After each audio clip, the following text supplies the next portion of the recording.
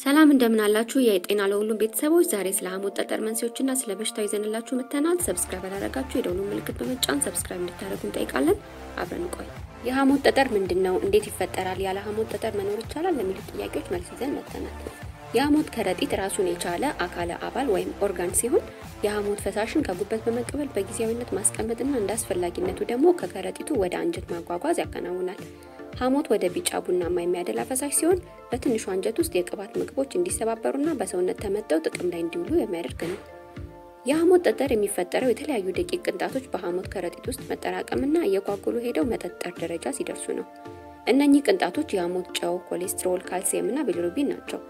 የሐሞት ጠጠር ከ10 እስከ 15% የሚሆኑ ሰዎችን የሚያጠቃ ሲሆን ከ80% በላይ ጠጠሩ እያለም የህመም ስሜት ላይኖረው ይችላል።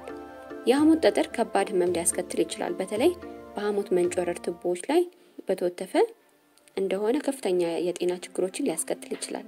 የሐሞት መውጫ ቱቦ በጠጠር በሚዘጋበት ወቅት ወደ አንጀት መፍሰስ ስለማይችል የሐሞት ከረጢት ተግባሩን ማከናወን አይችልም። ይህ ሁኔታ በተራው ሌሎች የጤና ችግሮች እንዲከተሉ ሊያደርግ ይችላል።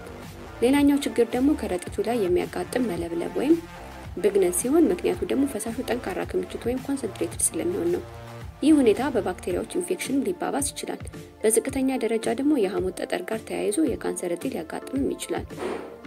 ጠጠሩ እንዲፈጠር እንደ መንስኤ ከሚወሰዱት መካከል የእድሜ መጨመር፣ የሴት ጾታ፣ የስኳር በሽታ፣ አመጋገብ፣ ቅባታማ ምግብ መብዛት፣ ውፍረት፣ እርግዝና፣ የእርግዝና መከላከያ እንክብል ከብዙ በጥቂቶቹ ናቸው። የሚፈጠሩት የጠጠር አይነቶችን ስናይ አንደኛ የካልሲየም እና የኮሌስትሮል ያሉ ነገሮች በሐሞት ውስጥ ከፍ ብሎ መገኘትና እነኚህ ነገሮች በከረጢቱ ውስጥ ተከማችተው ለረጅም ጊዜ መቆየታቸው ነው። የበሽታው ምልክቶች ስናይ ደግሞ የመጀመሪያው ከሆድ በቀኝ በኩል ከፍ ብሎ የሚሰማ ህመም እንዲሁም ወደ ጀርባ የሚተላለፍ ህመም ሲሆን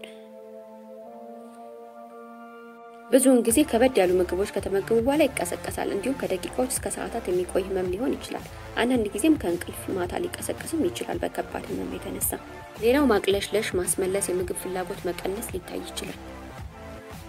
እንዲሁም የሐሞት ጠጠሩ ከሐሞት ወደ ቱቦ መዝጋት ከሄደ የቆዳ ቢጫ የሆነ መምጣትም ሊታይ ይችላል።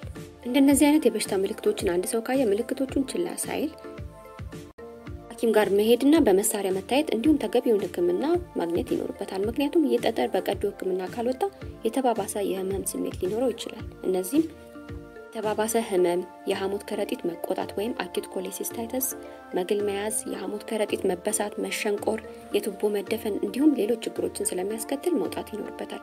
አንዳንድ ሰዎች ያለ ሐሞት ከረጢት መኖር ይቻላል ወይ ብለው ይጠይቃሉ። የሐሞት ከረጢት ለአንድ ሰው የግድ የሚያስፈልገው አባል አካል ወይም ኦርጋን አይደለም። ምክንያቱም ሐሞት የሚዘጋጀው ጉበት ውስጥ መሆኑና ፈሳሹ በሌላ መንገድ ወደ አንጀት መድረስ የሚችል ስለሆነ ነው። ስለ ሐሞት ጠጠር የነበረን ቆይታ ይመስላል። የትኛውንም አይነት ተያያዥ ጥያቄዎች ኮሜንት ላይ ታስቀምጡልን ትችላላችሁ። ሰላም ቆዩ።